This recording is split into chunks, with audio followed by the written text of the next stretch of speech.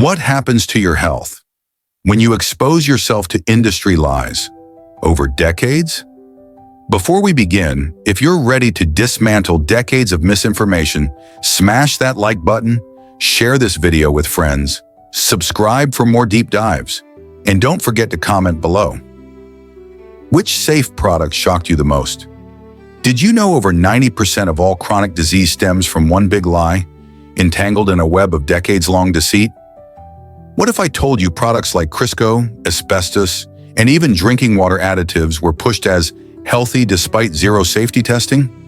If that intrigues you, hit like, share, subscribe, and drop your jaw-dropping reaction below. The rise and fall of industrial oils and trans fats. 1911, Crisco. Repurposed candle oil. Invented by Procter & Gamble, Crisco was a byproduct of cottonseed oil from candle manufacturing.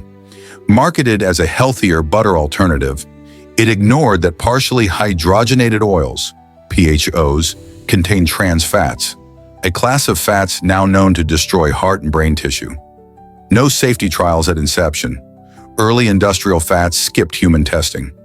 It wasn't until the early 1990s that scientists began connecting trans fats with heart disease, and only by 2015 did the FDA ban PHOs, citing 500 to 40,000 yearly deaths linked to trans fat consumption.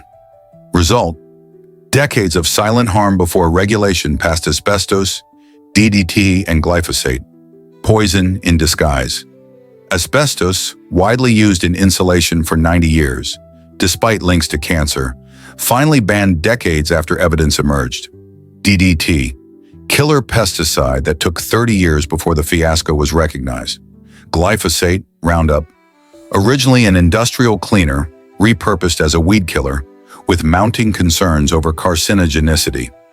These are classic cases where economic interests overshadowed long-term human health, illustrating why we must question industry narratives. Fluoride, nitrates, and saccharine, hidden dangers. Fluoride, origin in aluminum processing waste, introduced into water and toothpaste under Dental Association backing. New state-level bans stem from studies hinting at IQ depression. Sodium nitrate, used as gunpowder stabilizer, now prevalent in cured meats, linked to increased risk of heart disease and cancer. Saccharine, petroleum byproduct. FDA initially banned it and then reversed course due to industry pressure. These substances highlight how origin stories matter and how marketing can gloss over dangerous truths. Sewage sludge and GMO corn products. Biosolids treated sewage sludge are often used in agriculture to enrich soil, but they can contain heavy metals, pharmaceuticals, and pathogens, posing long-term risks we haven't fully studied. Field corn, dent corn, genetically modified and heavily subsidized. Its byproducts include high fructose corn syrup, maltodextrin, modified food starch, vitamin C precursor, seed oils. Result: cheap, highly processed energy sources that drive inflammation and metabolic chaos. Seed oils and red meat. Lies seed oils, soy, canola, safflower, were sold as heart healthy, but research shows they can be highly inflammatory when processed, raising oxidative stress in our cells and accelerating chronic disease. Fears about grass-fed red meat causing cancer were inflated. Evidence points to processed meat as the problem, not whole cuts with fat and minerals. Butter and eggs.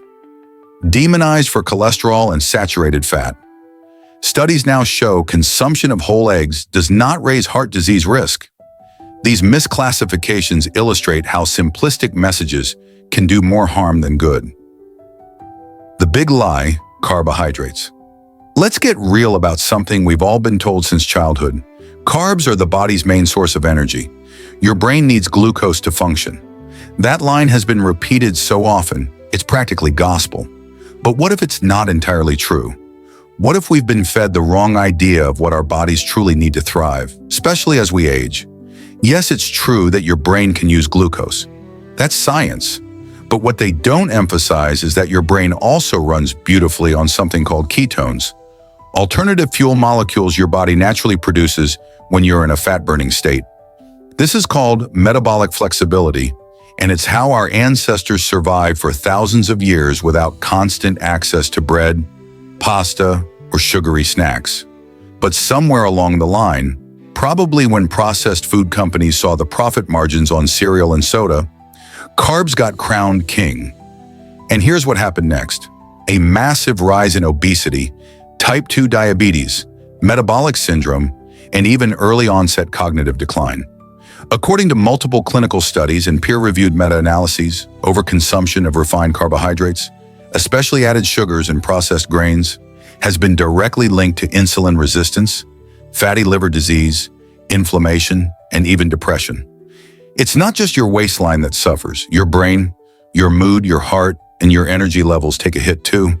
Now here's where things get interesting. When scientists started testing low-carb diets, we're talking 130 grams of carbs a day or less. The results were incredible.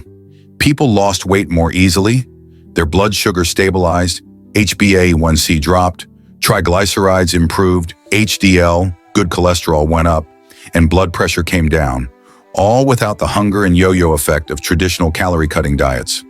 But despite all this evidence, guess what happened? These results were met with resistance, not from scientists, but from dietitian organizations, public health guidelines, and especially food industry lobbyists. Why? Because if carbs are not essential, if you can actually be healthier without them, it threatens a trillion-dollar industry built on bread, cereals, snack foods, and sugar-laden health drinks. Registered dietitian and author Dr. Georgia Edie said it best. The idea that carbohydrates are essential is not based on human biology, it's based on food politics. And she's not alone. Experts like Dr. Eric Westman, Dr. David Ludwig from Harvard, and countless others have been sounding the alarm for years, only to be silenced or dismissed by mainstream nutrition circles still clinging to outdated carb-heavy food pyramids. Let's not forget the real-world impact. Look around. We have more access to low-fat, high-carb foods than ever, and more people struggling with chronic illness than at any point in history. Meanwhile, cultures that eat higher-fat, lower-carb diets, like certain Mediterranean or indigenous communities, often report lower rates of obesity, diabetes, and heart disease. The bottom line? Your body is not broken if it doesn't run well on carbs. It may just be trying to tell you it wants better fuel. And for many people, especially those over 50, that better fuel means cutting back on carbs and embracing healthy fats and protein. So next time someone tells you carbs are essential, ask them this: essential for what? Your health or the cereal company's bottom line? Why low carb belongs in dietary guidelines? Keto reversal, elimination of type 2 diabetes, obesity, hypertension, mood disorders, cognitive fog, in weeks to months. Reluctance by medical institutions stems from outdated one-size-fits-all guidelines and pressure from food sectors. Meanwhile, a recent Harvard study, May 2025, shows metabolic health can improve even without weight loss by shifting diet quality. Include low-carb options officially, empowering doctors, schools, hospitals, prisons to prescribe metabolic rescue diets without penalties. Practical tips and personal reflection: 1. Track carbs, especially refined ones. Swap rice, pasta for cauliflower, spiralized veggies, leafy greens. 2. Prioritize healthy fats, extra virgin olive oil, avocado, fish, not seed oils. 3. Eat whole proteins, eggs, fatty fish, grass-fed meat, plant proteins. Cycle carbs if needed. Sport, female hormones, personal preference. 5. Test ketones or blood glucose to find your metabolic sweet spot. Example case: Jane, 45, pre-diabetic, swapped pasta for zoodles, and 4 months later, her HbA1c went from 6.2% to 5.4%, lost 12 kilograms, cleared brain fog, and even joked, "I feel 30 again." Personal note: I faced metabolic fatigue and emotional brain fog. Going low-carb brought mental clarity, and learning the history of industrial lies felt like lifting a centuries-old veil. Let me know your low-carb experiences below, or what stopped you from trying it. Share and inspire others. Conclusion: in summary, a century of products, from Crisco to fluoride, were promoted with minimal evidence. Trans fats killed hundreds of thousands before regulation carb fear was manufactured. despite growing study consensus that low-carb diets are powerful tools against chronic disease. So ask yourself, are you fueling your body or fueling corporate profits? If you found this eye-opening, like, subscribe, share it widely, and comment below. Which product surprised you most? Ready to try low-carb or still wary? Let's talk. Bonus: download our booklet with study links, meal plans, and ref lists in the description below.